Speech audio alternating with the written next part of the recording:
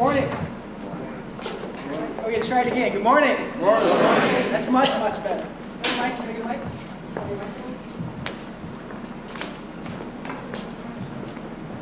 So we've got an interesting, I'm going to shout until I get a microphone here. Everybody hear me in the back? So we've got an interesting 30 minutes for you coming up, hopefully devoid of sales pitches. And heavy on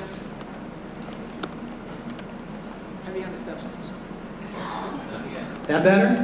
Thank you very much. So the way we're going to handle this particular session is I will give each one of my esteemed panelists 30 seconds, nothing more, to overview who they are, and then we will head right into questions.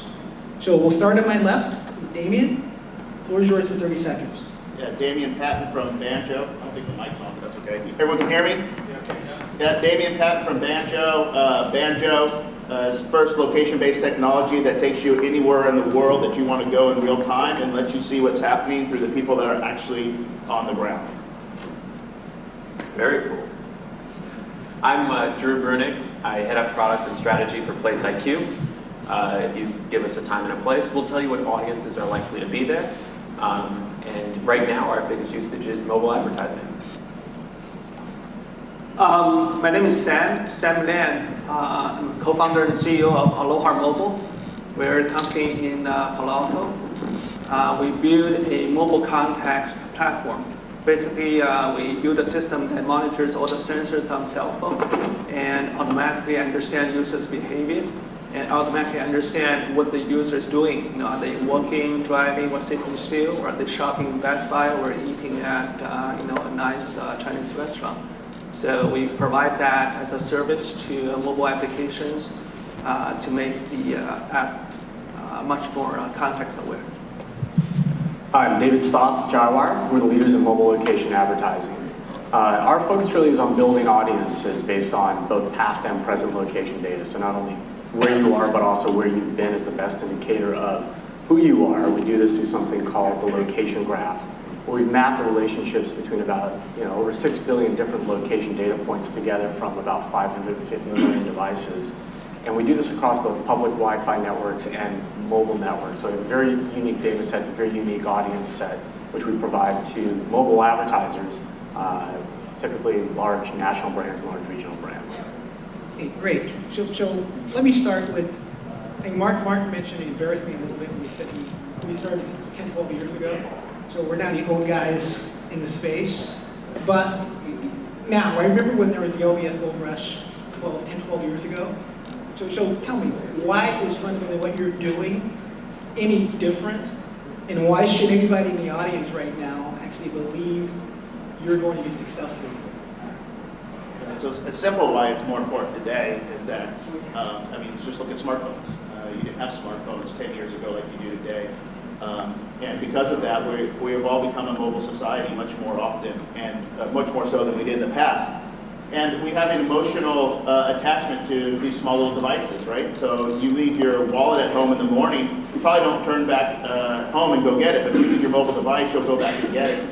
So everything we deal with in life now with our mobile devices has to deal with location in some aspect or another. We're all going somewhere. We are all at some place. We want to know what's going on around us or where we're going to be going in the future, what's happening there.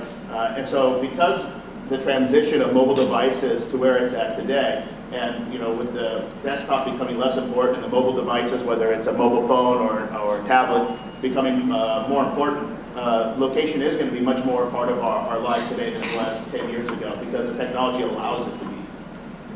Wait, before you answer this question too, so you all agree with that general premise, right? That's pretty accurate. So that said, right, it's always about the money, right? So that is the basic premise. Drew, why does this become an opportunity for folks to actually monetize and go out and make money down the road? So it's such a broad question, and there's so many different kind of bottlenecks that either enable it or slow it down. One is the technology. The cost for delivering location services to devices has gone down. The second is developers making use of that application. So as those get better and indoctrinated, we'll see more and more uses of location when people have a reason to.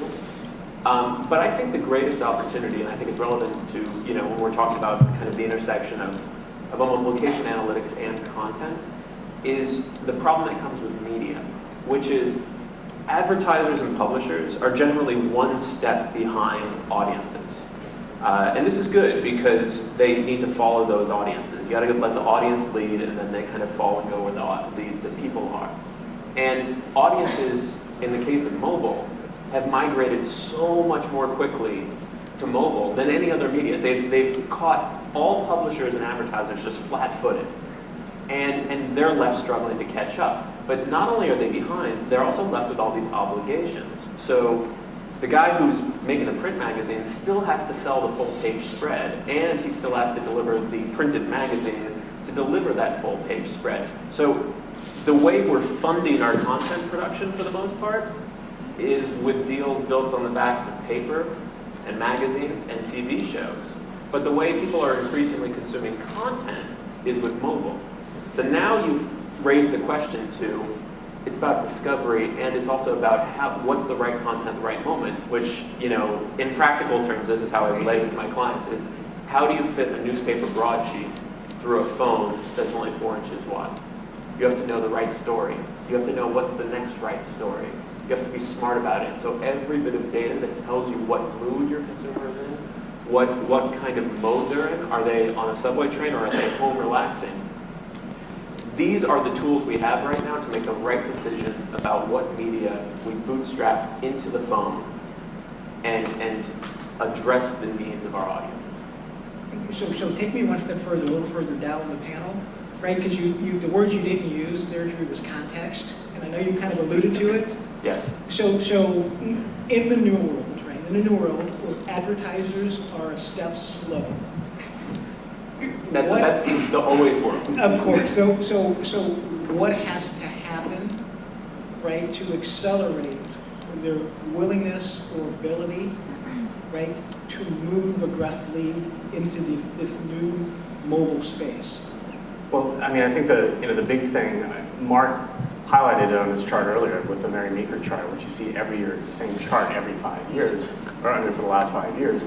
And that's that gap exists between ad spend and mobile consumption. So, as Drew pointed out, audiences have moved, and advertisers are trying to figure out, how do I catch up?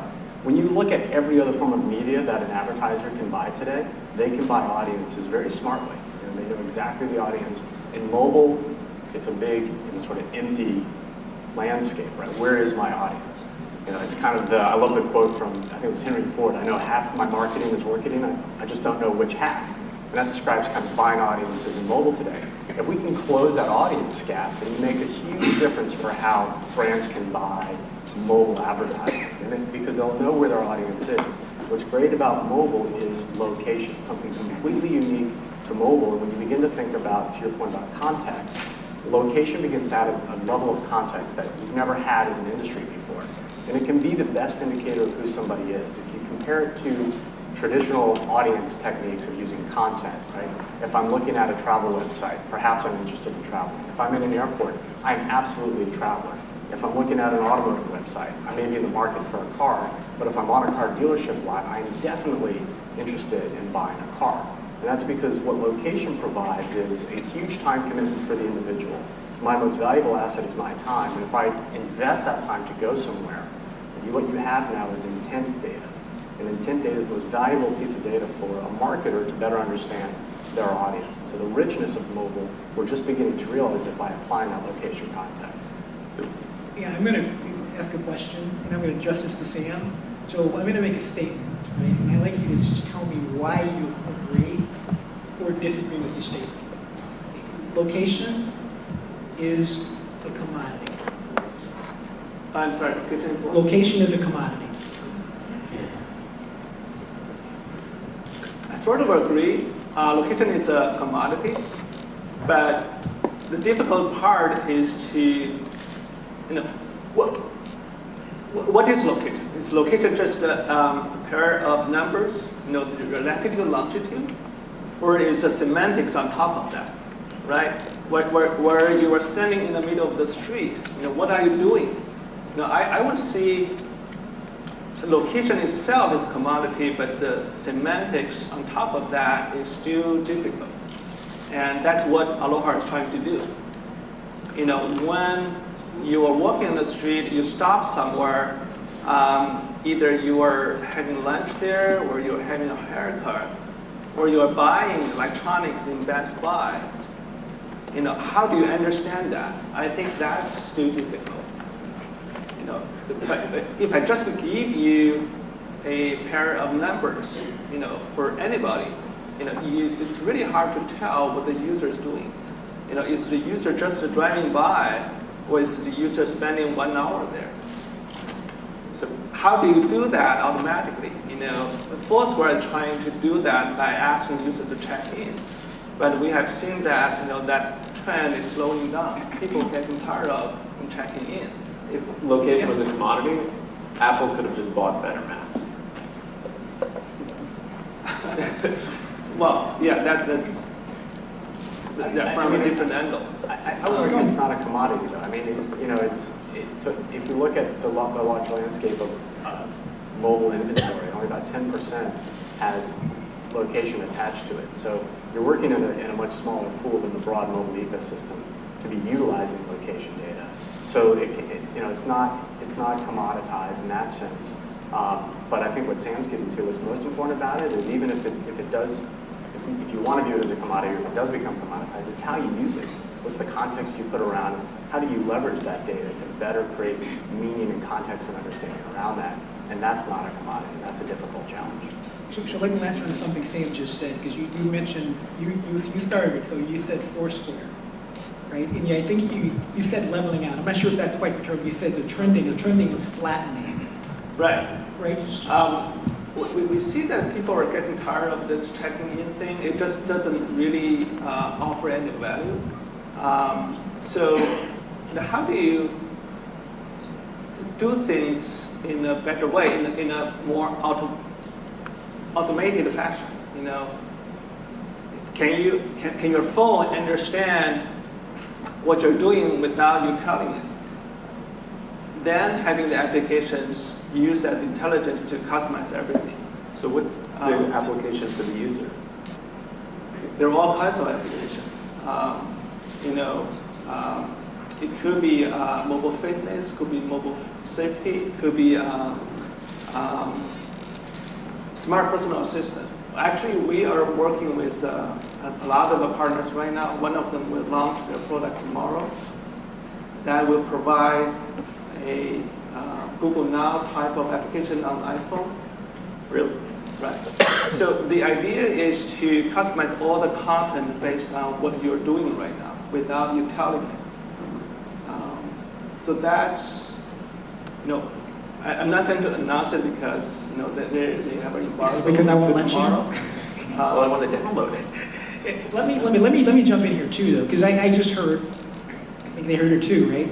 So you expect check-in to essentially crash and burn sometime soon because there's limited value. I just want to get that on the record. So each of you, right, look to the person to your left or to your right, and probably Sam, why don't you go left here? And so four different companies, right? Why is what you're doing going to be more successful than what the guy sitting next to you is doing? For me, that's easy. It just is. We all, what's going on around here, we've been talking about the check-in, why that may or may not be successful. The one thing that did do, that we have to give credit for, is that did bring location to the forefront, so we're all talking about the subject. The check-in in itself, though, is at the end of that ice cream cone. It's at the tip of that point, and just saying, I'm where you are exactly right now, and giving up that sort of privacy for most people didn't have a great enough value in return for them. So for us, when we looked at it with our millions of users and what they really wanted to cure the fear of missing out. There's something going on around the world right now that all of us have an emotional attachment about. Last night, for me, I had to speak at another conference, but I have season tickets to the Patriots game. I wanted to be at the Monday Night Football game, but I couldn't be. But Banjo kept me in touch with everybody in that stadium, what they were talking about, what was happening in real time. This just past week, I opened up Banjo and Whistler was trending. Why was Whistler trending? Because I got the most snow in the world right now. So what did I do? I got right on the first plane and went up and skied for 3 days. So for us, it's the ability to be anywhere in the world in real time and to be able to create the technology and the database system that can, think about that, it can take every piece of content and index it, whether it's photos, whether it's text, and it can make it meaningful. And one thing we haven't talked about on this panel a lot is about personalization and prediction. You can't talk about the content and context as it relates to location without talking about how you're going to personalize that to an individual. This isn't the desktop, right? We can't just throw ads up on the phones like we are today with the different system like iAds, etc. It's going to create fatigue and burnout through the user because the device is so much smaller, right?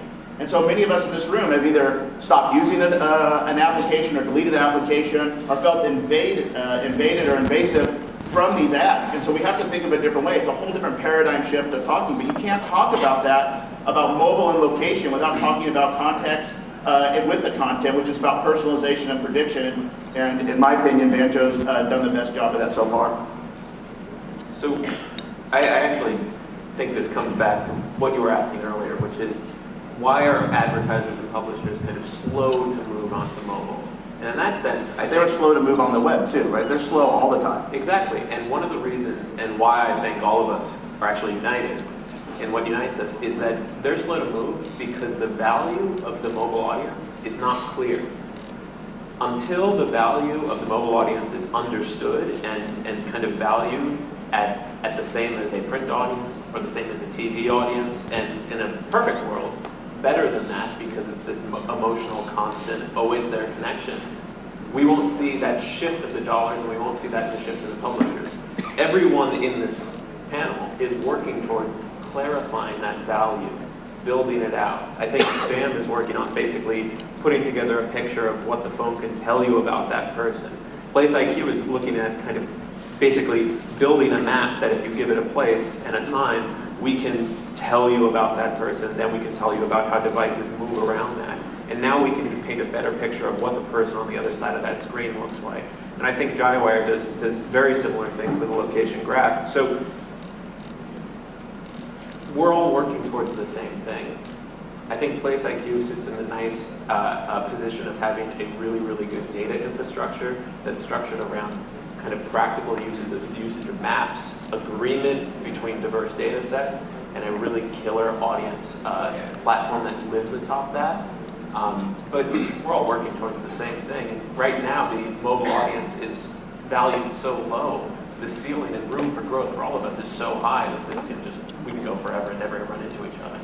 Before we move down, so tell me, so how will you know? How will you know, right, when you're actually making the impact or the inroads, right, into the mindset of the advertisers? What are the signs that you're starting to become successful in changing the dynamic of the value equation? The end of the road is, when mobile is, 50% of ad spending. I mean, I'm just throwing that number on the wall, but it equals to the table. I mean, I think if you fast forward 15 years, there's going to be basically digital and some sort of broad media, which is TV, and digital is basically going to be mobile devices.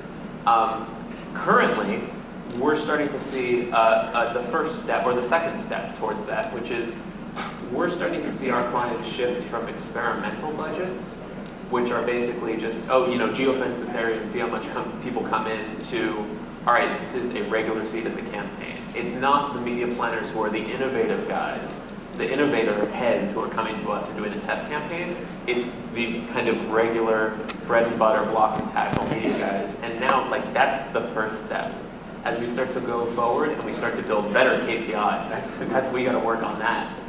Then we can say, all right, this value is real, this value is better or the same as other media, and then the market will just take off.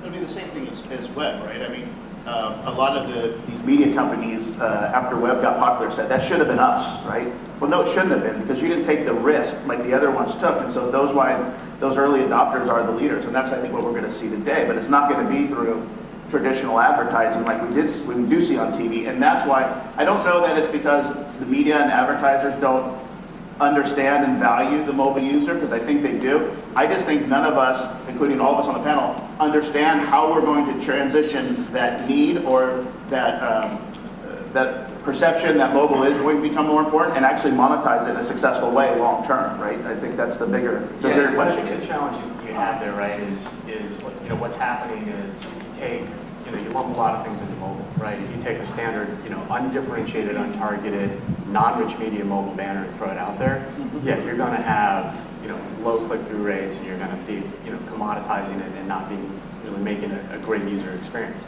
But when you think about making it something that's much more relevant to the consumer, when you put a wealth of information into an ad, so it feels more like a service that's creating value. Right. When you add location context to it, so that it's either delivering relevant location information or speaking to exactly where the consumer is at that point in time, it totally changes the dynamic of how a consumer engages with that ad. And what I find, I think what's interesting about this panel, you asked us all a little bit, what makes us unique or different. There's very different approaches here. Some people are creating, apps and, a service to the consumer. They're creating content. We're about monetizing that content. Now, some people may choose to monetize that, not through advertising, but the vast majority do. And if you can deliver something that's really relevant, based on location, and targeted to an audience, and that's the key. You have to have audience first and then location. You change the dynamic. You look at something like a geofence today. A geofence is being used in the absolute wrong way, right? People are using geofence to try to identify audience, and that's a mistake, right? It's a nice first step. Like you look at a college campus and you say, I'll geofence college campuses, and I have college students, right? Well, there's a lot of people on campuses that aren't college students. And what happens about reaching a college student off of campus? So when you can solve the audience approach, you can reach a college student anywhere, and then how you engage them totally changes. I can reach a college student off campus with one message, and a different type of engagement when they're on campus, or a shopper when they're at home versus when they're at the store. And so when we begin to think about location, we got to change the dynamic. Think audience first, layer location on top, and have that drive the creative and the messaging, and then you do have a great experience for the consumer. Yeah, it's interesting what you said. You said something that struck me here, right? Each one of them, right? There's content, there's technology. Do you consider yourselves A, content companies, or B, technology companies, or C, a fusion or hybrid of both at this point? I mean, for us, I think, if you're going to be in this space around location, which is a complex challenge, you have to be a technology company to be able to go, execute and do, the interesting things that take the industry forward. I wouldn't consider ourselves a content company. I see ourselves as an advertising and marketing services company with a strong technology platform built around location data. In Place IQ, I heard infrastructure, right? Same answer or slightly different? I would say we're a technology company, and that's it.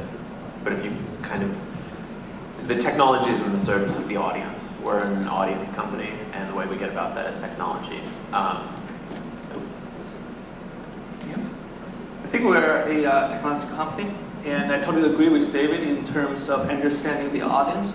I think when we're talking about monetization and in talking about why is it the mobile users are not paying as much as we want, it might be too early to talk about making money right now. I think that the applications on your smartphone, although we call the phone is smart, the hardware is so smart, but I see the applications, the software on it is still really dumb. Because if you look at most of the apps on your iPhone or Android, most of them are straight port PC applications or web applications. They're not natively built for your mobile phone because it doesn't have all the sensor information built in. It's not taking advantage of all the knowledge the sensor can offer you. I think before we talk about making money, we should try to make the app smarter. What do we mean by smarter? It should be location-based, it should be context-based, should understand when you are hungry, should understand when you are going to work, and check traffic for you automatically before you open the screen, before you turn on the screen. How do you do that? What we are doing is actually trying to build this technology infrastructure so that a application that's smarter than Siri can be built on top of it. Siri, people, today Apple branded it as a personal assistant, but you have to ask the question first, right? But what if your phone understands you, understand your mobile pattern, understand your habits, understand your favorites, can offer all the information to you proactively before you even turn on the phone? Because your phone actually follows you all the time, 24 hours a day. It should be understanding your habit or your favorites, your intention much better than a laptop or PC. When it's able to do that, actually monetization will come very naturally. At lunchtime and when you're shopping in Best Buy or when you need gas, your phone actually looks for a gas station for you automatically. Yeah, I'm laughing inside a little because after 10 years, I feel like I've heard it all. Right, so we've got about another minute, so I have just one quick question, 15 seconds. Right, I'm going to step in here because I didn't say that magic word privacy, and my general argument is you have none anyway, so why worry about it? But give me 10 seconds, 15 seconds on why privacy doesn't matter here. But I can't, because privacy does matter. I mean, to think that you can't use the word location and not think about the word privacy, if that's not in the DNA, the ethos of your company, if you're doing with location, then you're just not going to end up having massive mainstream user adoption. And that's the problem with the check-in, is that it gave little value to the mainstream user. So if you don't think about that 38-year-old soccer mom of 2 in Utah, Colorado, and if she's not using your application because of privacy, you've got a big problem. So you have to think about it. You have to let privacy be, privacy first of all is innate to all of us, right? Like each one of us have a personal privacy preference, and you can't predict that for the user. Therefore, you have to give the user the clear choice on how to manage their privacy, especially when it comes to their location. Does anybody disagree with that? So I would say it's kind of a yes and. I think privacy matters hugely, but you can't treat it as a noun carved in stone. The boundaries of privacy are directly related to understanding. This is huge. There's kind of this interesting curve that happens, which is at first when a new technology comes out, there's complete and total unawareness, which means everything is a scary monster. Or it kind of blows past you. When you have a bit of understanding, it's almost you understand the power, and then that fear is directed. And that's what we saw with kind of Apple Maps snafu or kind of the UDID leaks. Past the basic understanding to like near kind of natural understanding, then you're comfortable. And then you can make smart decisions about what you are and are willing to kind of put on either side of the privacy line. And I don't know where that line's going to be yet, but we still are seeing kind of the blurriness of that line tighten up, and then where it's actually ending up being negotiated. So it matters, but where it's going to end up is completely up in the air.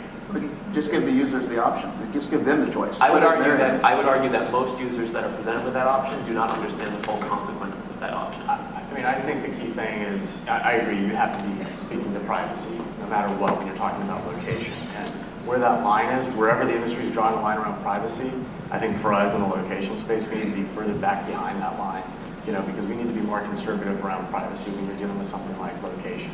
You can create really rich services by creating, taking data but making it very anonymous, so you can never connect it back in any way to an individual with the devices. But you have to be able to be really smart about that. And I think one of the great developments is there's third parties like Trustee that are doing tremendous stuff around ad choices, bringing that to mobile, creating solutions that allow folks like us at Jarwire to be able to do things like the location graph with probably the most rigorous privacy in place of any mobile advertising company today. Great. Sam, you got the last word. I think privacy is being redefined. It's hard to talk about privacy without understanding that. Think about it. Do you have more privacy today than 20 years ago, when there's no internet email? Think about when we're discussing a location now, and everybody is paranoid about it, but all your secret is stored on Google, on Hotmail, on Yahoo already. 20 years ago, people are so nervous about using internet email, but today we're not talking about it anymore. I think 20 years from now, we're not going to talk about this location privacy anymore. And I also think, you can ask yourself, is your life better today than 20 years ago? But email and location are so different. When you talk about location, that's such a personal thing to me. So to say the privacy is not going to matter with location in 20 years is craziness to me, right? And I think we'll be debating this backstage, because they do that in the panel here. But to Sam's last point, right? What was your point? Is your life better? You More made or a less statement. private. Is your life more or less private than it was 20 years ago? And I Right. think If you think about your character, is an introvert person happier or an extrovert person happier? Does the introvert person have more privacy or the other? And that you can debate ad infinitum. So we'll go ahead, we'll end the panel on this note. Thank you panelists, great panel. Wish we had a lot more time. Audience, give them a big hand.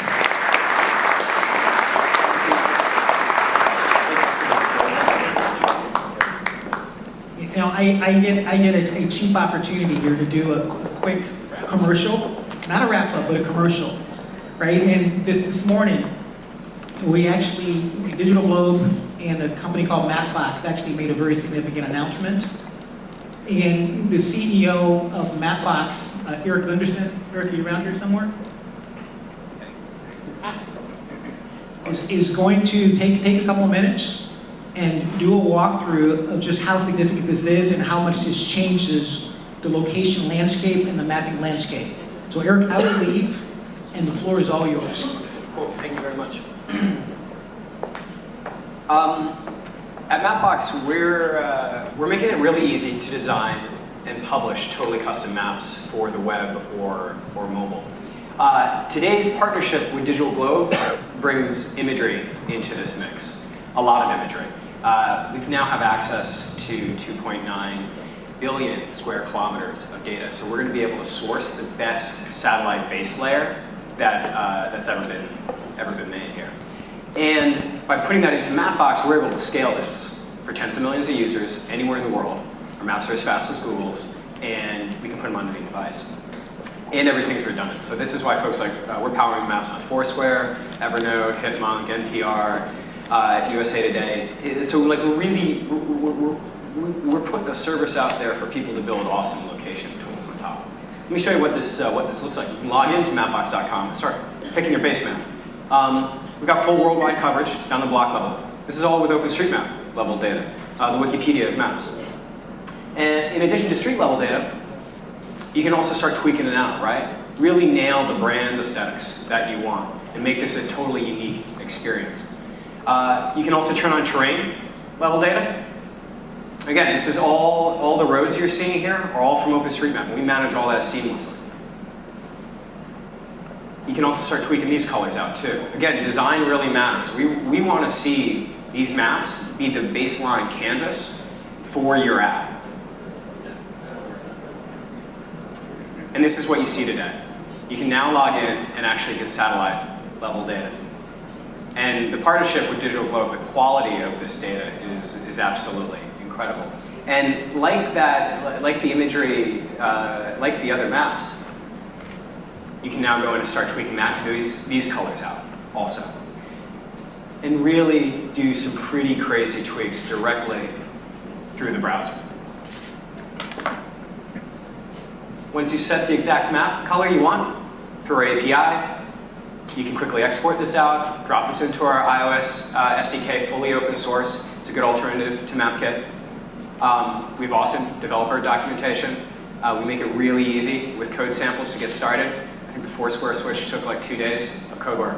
And really good help documentation to get started easy. I'm going to be around downstairs all day, and I'll be really excited to talk to anybody specifically about what actual integration looks like. So, hey, thank you very much.